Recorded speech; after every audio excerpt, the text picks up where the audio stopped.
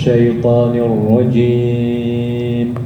أعوذ بالله من الشيطان الرجيم. بسم الله الرحمن الرحيم. بسم الله الرحمن الرحيم.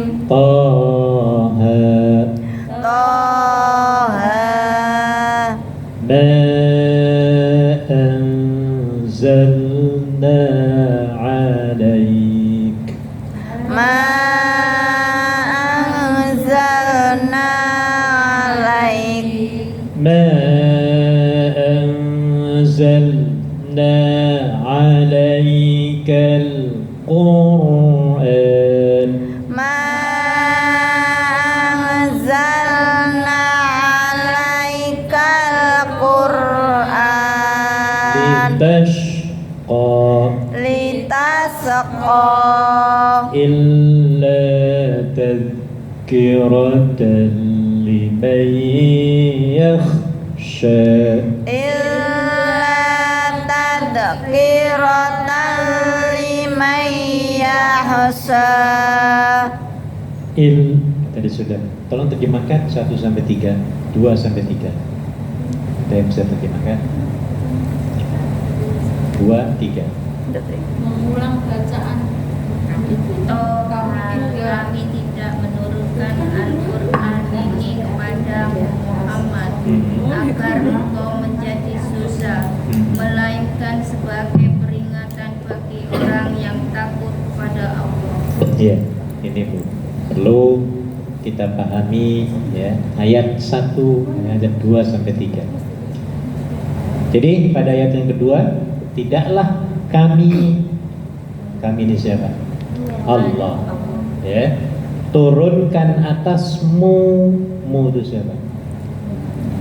Nabi Muhammad Sallallahu alaihi wasallam. Menurunkan apa? Al-Quran. Siapa yang menurunkan? Allah. Apa yang diturunkan?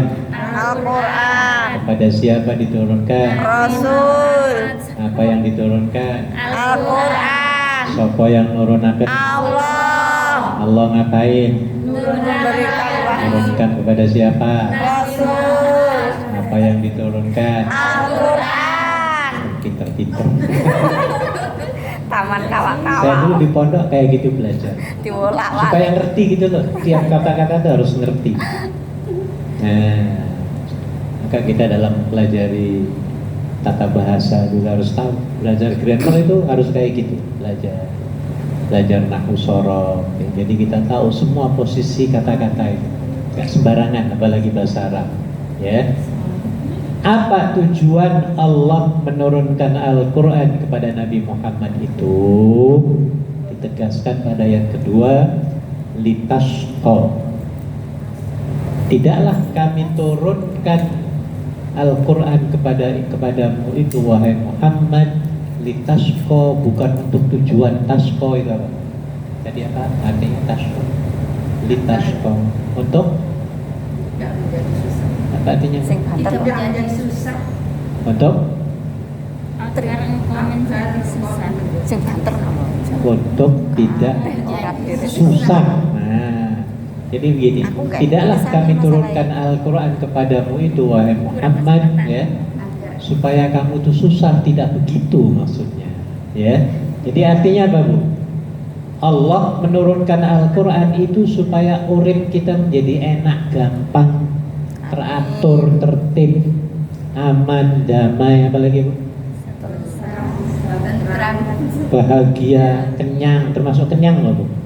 Iya, kenyang, sehat, itu Quran semua itu ya. Quran.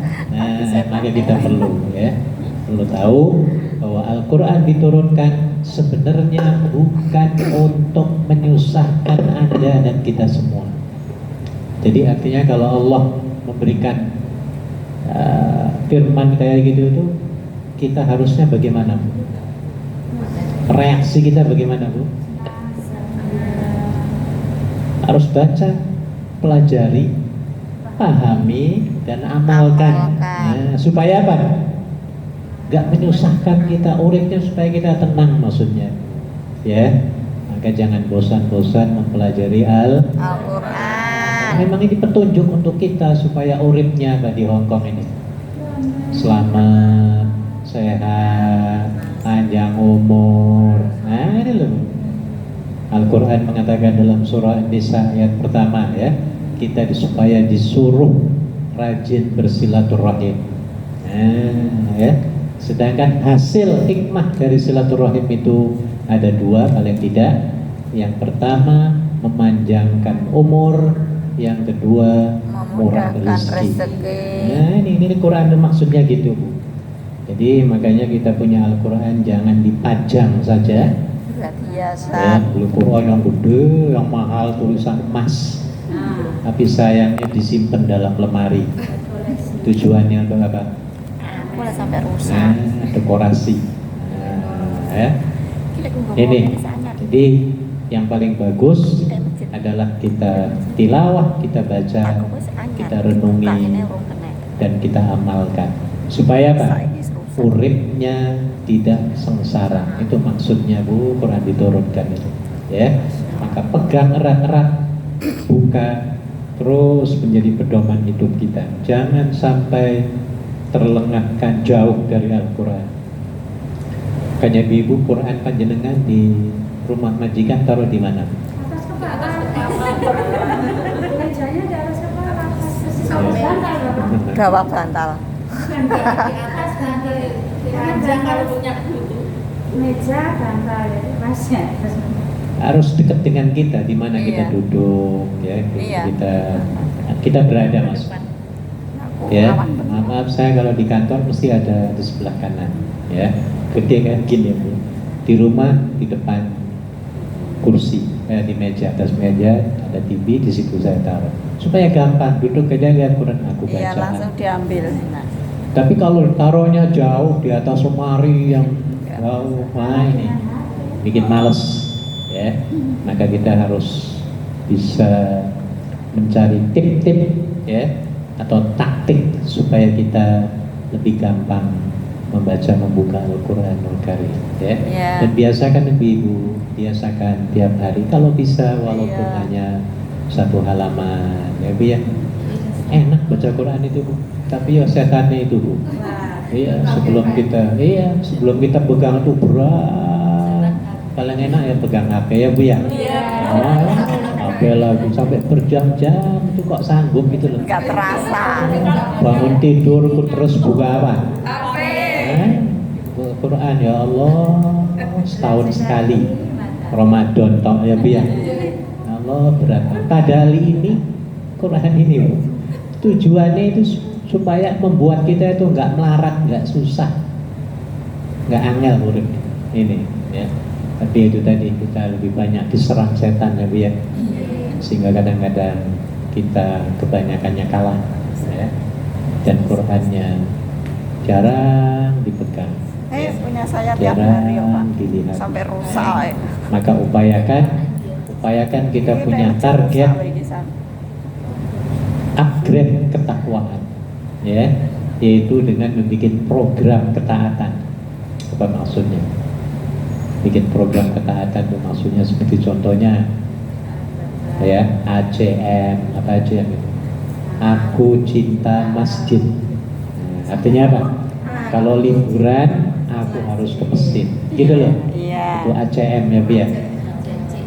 ACT, aku cinta tahajud. Nah, ini program ya. ACS, aku cinta sedekah. ACS yang kedua, aku cinta Rohmi, Nah. cinta aku tapi silaturahmi tapi. Harus dibaca, dibikin sendirilah programnya ya Bu ya. Iya. Bikin sendiri, harus ya. Tiada hari tanpa baca Al-Quran. Nah, itu maksudnya. Tiada malam tanpa sholat sunnah. Itu bagus banget ya. Ini termasuk implementasi dari ajaran Al-Quran yang kita baca, kita yakini, supaya apa? Enak hidup kita itu, ya. Supaya enak sebenarnya Al-Quran, ya, untuk kita ini tujuannya hidupnya supaya mudah, ya, nggak mumet, apalagi ruwet, mumet, ruwet, Aku udah saya males. runyek. Awan terus aja seneng banget semua males. Kayak Anda sekarang duduk aja begini dengerin saya baca Quran atau apalagi ngaji bareng-bareng. Itu Bu, serentak immediately semua keruwetan, kemumetan hilang semua. Iya. Betul nggak sih Bu? Betul. Ya, ya sebenarnya itu Quran ini. Iya. Pokoknya kalau mumet itu nggak usah pergi ke klinik. Lali Kalau utang. kepala loh ya. Ada nyari bodrek, nyari apa lagi? Paramek, Panadol, paracetamol, paragrip ya Bu ya. Enggak mempan. Nah, iya. Jadi yang paling bagus Ngaji. ini Quran karena merupakan hudan. Apa hudan? Dalam surah Al-Baqarah ayat yang kedua, Zalikal kitabu la Raiba raiba fi fihi, kemudian hudan lil muttaqin. Zalikal kitab itu, ya ini Quran nih maksudnya, Allah nunjuk. La raiba fihi, tidak ada keraguan di dalamnya, semuanya benar. Masya Allah. Gak ada yang pelin-pelan, gak ada yang pura-pura, semuanya betul. Apa yang dikatakan Allah pasti betulnya 200% ya Bu ya. Masya Allah. Walaupun kita masih belum mencerna akal kita ya, tapi itu adalah benar kalau kita belum sampai ya. Yakini bahwa itu benar karena yang menurunkan ayat itu siapa? Allah Subhanahu wa ta'ala. Dzalikal kitab La la raiba raiba fi, kanggo sapa niki? manusia. Hudan lil. Muttaqin. Tujuannya adalah hudan. Apa hudan itu? Sebagai petunjuk. Untuk siapa petunjuk ini? Lil muttaqin. Untuk siapa? Orang-orang yang Iman, beriman apa bertakwa? takwa, takdim, Bertakwa apa iman? bertakwa. Lil muttaqin. Ngaji itu harus serius, harus fokus. Ya. Nah, nih, maka perlu belajar tata bahasa itu penting. Belajar nahwu, termasuk tata bahasa kita ya. Masih ingat belajar tata bahasa dulu di SD Bu? Iya. SMP, ya. Ada subjek, predikat, objek. Masih ingat ya Bu ya? Iya. Subjek, Objek. predikat, objek. Muhammad makan roti. Nah, Muhammad jadi apa? Sup. Hah? Muhammad di orang masuk. Subjek, makannya Objek. predikat, rotinya objek. Bunda ada isu cerdas sih. Muhammad makan apa? Makan roti. Roti diapain? Siapa yang makan? Muhammad Muhammad ngapain? makan roti. Makan apa? Siapa yang makan? Muhammad Yang dimakan apa? roti. Muhammadnya ngapain? Makan. Rotinya diapain? Dimakan. Jadi harus jelas. Harus jelas. Nah, ada subjek, predikat, objek. Objek itu artinya yang kena pukul, kena korban. Itu namanya objek. Ya.